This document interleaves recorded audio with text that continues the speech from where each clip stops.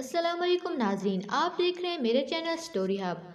आगे बढ़ने से पहले हमारा चैनल सब्सक्राइब करें, वीडियो को लाइक करें और अपनी राय कमेंट में लाजमी दें। बहन की शादी को 6 साल हो गए हैं। मैं कभी इसके घर नहीं गया। ईद शब रात कभी भी अब्बू या अम्मी जाते हैं। मेरी बीवी एक दिन मुझे कहने लगी, आपकी बहन जब भी आती है इसके बच्चे घर का हाल बिगाड़ कर रख देते हैं, खर्च डबल हो जाता है। और तुम्हारी माँ हमसे छुप छुपा कर कभी इसको साबुन की पेटी देती है, कभी कपड़े, कभी सर्फ के डब्बे और कभी कभी तो चावल का थैला भी भर देती है।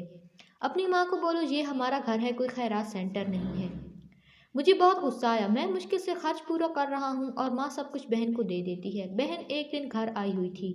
इसके बेटे ने टीवी का रिमोट तोड़ दिया। मैं माँ से गुस्से में कह रहा था, माँ बहन को बोलो यहाँ ईद पे आया करे बस। और ये जो आप साबुन, सर्फ और चावल का थैला भर कर देती है ना, इसको बंद करें। तब माँ चुप रही, लेकिन बहन ने सारी बातें सुन ली थी। मेरी बहन कुछ ना बोली।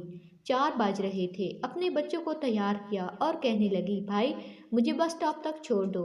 मैंने झूठे मुंह कहा, रह लेती कुछ दिन, लेकिन वो मुस्कुराई, नहीं भाई, बच्चों की छुट्टियां खत्म होने वाली हैं।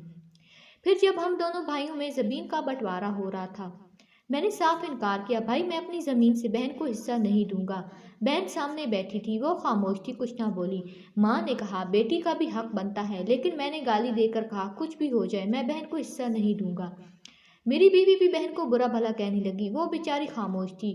बड़ा भाई अलहदा हो गया। कुछ वक्त के बाद मेरे बड़े बेटे को टीबी हो गई। मेरे पास इसके इलाज करवाने के पैसे नहीं थे। बहुत परेशान था मैं, कर्ज भी ले लिया था लाख रुपया।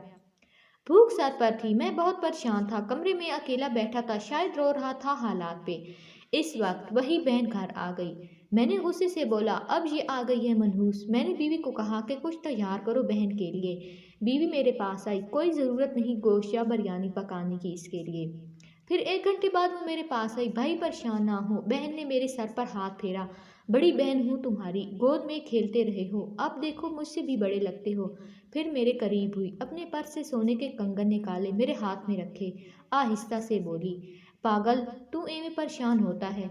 बच्चे स्कूल थे, मैंने सोचा दौड़ते दौड़ते भाई से मिला हूँ, ये कंगन बेचकर अपना खर्च कर बेटे का इलाज करवा। शक्ल तो देख जरा क्या हालत बना रखी तुमने। मैं खामोश था, बहन की तरफ देखे जा रहा था। वो आहिस्ता से बोली, किसी को ना बताना कंगन के बारे में, तुमको मेरी कसम है। मेरे माथे पे बोसा किया और 1000 रुपया मुझे दिया, जो 150 के नोट थे। शायद इसकी जमा पूंजी थी। मेरी जेब में डालकर बोली, बच्चों को गोश्त ला देना, परेशान ना हुआ कर। जल्दी से अपना हाथ मेरे सर पर रखा, देखा इसके बाल सफ़ेद हो गए। वो जल्दी से जाने लगी। इसके पैरों की तरफ से मैं देखा, टूटी हुई जूती पहनी थी, पुराना सा दुपट्टा ओढ़ा हुआ था। जब भी आती थी वही दुपट्टा ओढ़ कर आती। बहन की इस मोहब्बत में मर गया था।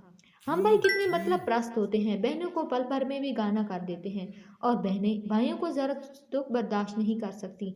वो हाथ में कंगन पकड़ जोर जोर से रो रहा था। इसके साथ मेरी आंखें भी नम थीं। अपने घर में खुदा जाने कितने दुख सह रही होती हैं।